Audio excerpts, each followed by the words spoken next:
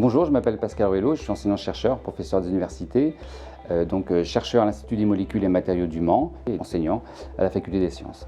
L'Institut des molécules et matériaux du Mans est une unité mixte de recherche CNRS Le Mans Université. Elle englobe à peu près 180 personnes, dont près de 100 chercheurs, enseignants-chercheurs, qui travaillent dans les domaines de la chimie et de la physique. Il y a des activités sur la physique du nanomagnétisme, la spectroscopie vibrationnelle exaltée, la plasmonique, les surfaces et interfaces, la diffusion des rayonnements et les activités autour des phénomènes ultra rapides. S'agissant des phénomènes ultra rapides, ces activités sont développées au sein de l'équipe NOVA. Et donc nous regardons plus spécifiquement aux échelles de temps courtes les couplages entre les électrons, les phonons et les spins.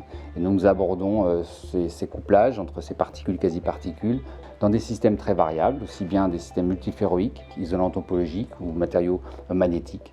Donc on va aborder les couplages électron-phonons, la conversion spin-charge, aussi les couplages magnéto-acoustiques et magnéto-plasmoniques. Ces activités reposent sur une plateforme de laser femtoseconde qui se décompose autour de 5 bancs qui ont chacun des caractéristiques en puissance, résolution temporelle, cadence d'excitation et énergie des photons pour justement avoir une vue assez globale de tous ces couplages électrons, phonons, spin. Dans l'équipe NOVA, s'agissant des phénomènes ultra rapides, nous avons 2 chargés de recherche CNRS, Vincent Juvet et Vassili Temnov, une ingénieure de recherche, Gwenaëlle Vaudel, qui gère la plateforme laser, moi-même en tant qu'enseignant-chercheur, et nous avons 3 doctorants, postdoctorants. Donc, je suis Gwenaëlle Vaudel, je suis ingénieure de recherche CNRS. Je suis en charge des 5 bancs expérimentaux de la plateforme laser femtoseconde de l'IMMM. Sur le premier banc travaille l'un de nos doctorants, Ruijie Gu. On appelle le banc multilongueur d'onde parce qu'en fait, il offre une gamme spectrale allant de 345 nanomètres à un petit peu plus de 2 microns. C'est un système laser composé d'un MyTie de chez Spectra Physics qui pompe un Inspire HF100 de la société Radiantis. Donc on a la possibilité de manière tout automatisée de travailler avec les longueurs d'onde offertes par le MyTie, donc de 690 à 1040, doublées à l'intérieur de la cavité Inspire. Et ensuite on a la partie signal OPO et Idler qui nous permet de travailler dans toute la gamme du visible et du proche infrarouge. Sur ce banc, on travaille en configuration dite pompe-sonde. Chacune des 2 impulsions a son trajet propre. La pompe est modulée par un modulateur électro-optique et temporellement décalée par rapport à la sonde grâce à une ligne retard optique. Et le faisceau de sonde, quant à lui, passe par différents cubes ou lames polarisantes qui permettent d'extraire une petite partie des signaux pour améliorer un peu plus la détection via un système d'autobalancement dans la détection au niveau de la photodiode. Et les 2 faisceaux sont ensuite recombinés via un miroir dichroïque pour arriver ensemble sur l'échantillon.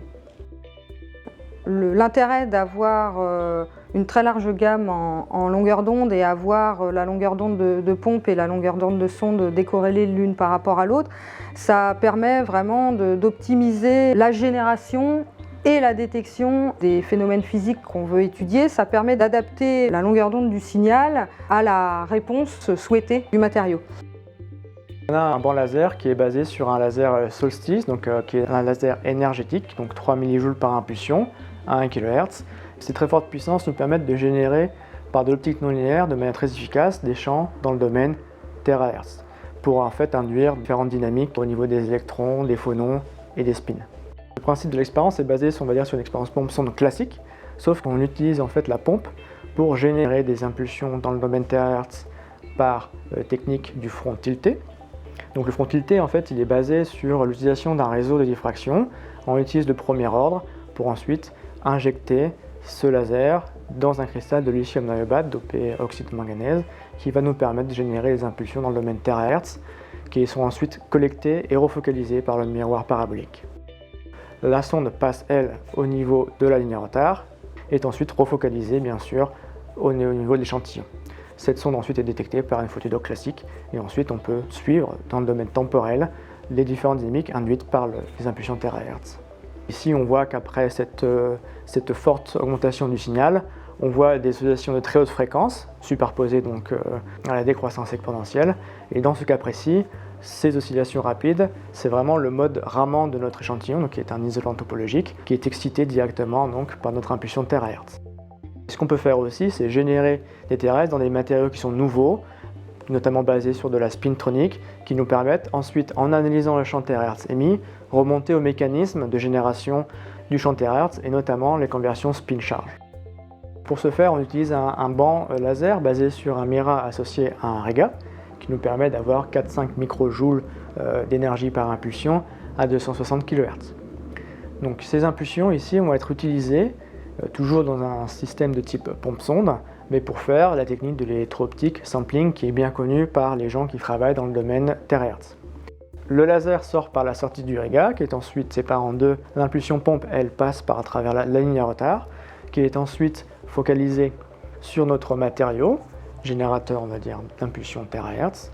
Cette impulsion terahertz est superposée ensuite à l'impulsion sonde dans un autre cristal, on va dire électro-optique, un cristal qui va détecter notre impulsion terahertz. En modifiant le délai entre l'impulsion pompe et l'impulsion sonde, on va réussir en fait à imager dans le domaine temporel le champ électrique terahertz. Donc on fait une transformée de Fourier et en fait on peut obtenir les composantes spectrales et on peut même reconstruire et avoir des données quantitatives sur le champ électrique en kilovolts par centimètre. Dans notre cas présent, on utilise des nanostructures associant un métal ferromagnétique avec un métal lourd et en fait par conversion spin-charge, on va générer une onde de spin avec notre impulsion pompe qui va ensuite être convertie en courant de charge. Donc transitoire va émettre donc une impulsion terahertz qu'on va ensuite analyser. Ces études-là sont portées donc, dans le groupe par moi-même, Vincent Juvet, associé à mon doctorant Artem Levchuk, ainsi qu'un post-doctorant Tadele Otomolo. Donc un de nos bancs expérimentaux nous permet de travailler sur des aspects magnétoplasmoniques.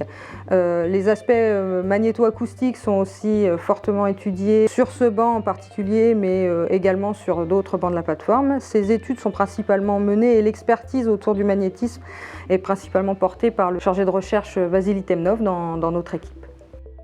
Nous avons un banc basé sur un laser fibré de la compagnie Toptica, le Femto Fiber Pro, qui émet à 1550 nanomètres pour un taux de répétition de 40 MHz et qui a une customisation, c'est-à-dire une sortie à 780 nanomètres. Parce que le rouge est quand même une longueur d'onde qu'on maîtrise bien sur la plateforme et qui est redondante sur chacun des bancs expérimentaux. Et donc ça nous permet de faire des préalignements, de faire des manips de test et ensuite de basculer très simplement sur la longueur d'onde dans l'infrarouge non visible. Les deux sorties l'une à côté de l'autre arrivent dans un périscope et ensuite la manip est développée. On a un système avec deux petits moteurs en rotation automatisés qui nous permettent soit de faire tourner l'échantillon, soit de faire tourner le système de détection qui peut être soit une photodiode, soit un détecteur PMT. On peut faire du comptage de photons, des choses comme ça. Et soit ça tourne indépendamment, soit ça tourne en fonction d'angles précis calculés à partir de l'angle de déviation dû à la réflexion ou à la transmission dans l'échantillon. On a aussi la possibilité d'adapter cette manip en configuration Kretschmann avec un prisme. Donc là, les aspects maîtrise des angles de rotation sont beaucoup plus importantes et beaucoup plus intéressantes en fait. Alors le dernier banc est basé sur un laser MyTie, accordable à longueur d'onde de 680 nanomètres à 1080 nanomètres, livrant des impulsions de 40 nanojoules à 80 MHz.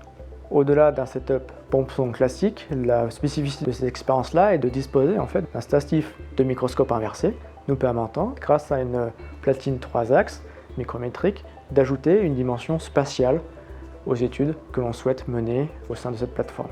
On est injecté par l'arrière et on peut travailler soit en réflexion, soit en transmission. Donc dans un premier temps, on peut utiliser des nanofilms qui ont été nanostructurés, par exemple, des matériaux ferroélectriques dont les domaines ont été écrits par pointe PFM. Et une deuxième chose serait d'étudier ou d'utiliser toutes les connaissances qu'on a acquises dans le domaine des nanofilms, dans le domaine de l'acousto-magnétoplasmonique, mais cette fois-ci à l'échelle du nano-objet. Dans le cas de la dynamique structurale, c'est-à-dire la dynamique des photons dits cohérents, qui nécessite une compréhension de la manière dont la structure évolue dans le temps, on combine nos expériences au Mans avec des expériences de grands instruments, type diffraction X résolue en temps, notamment sur la ligne Cristal récemment au synchrotron Soleil. En résumé, donc, une des forces de nos activités est de pouvoir disposer donc de plusieurs bancs complémentaires, délivrant des photons avec des énergies variables, du millélectronvolt à l'électronvolt, avec des cadences variables et aussi avec des puissances variables, donc pour explorer toute une gamme de dynamiques et de phénomènes non linéaires impliquant ces dynamiques d'électrons, de phonons et de spins, et aussi une certaine modularité dans les expériences qui permettent de développer des collaborations aussi bien avec des laboratoires français que des institutions étrangères.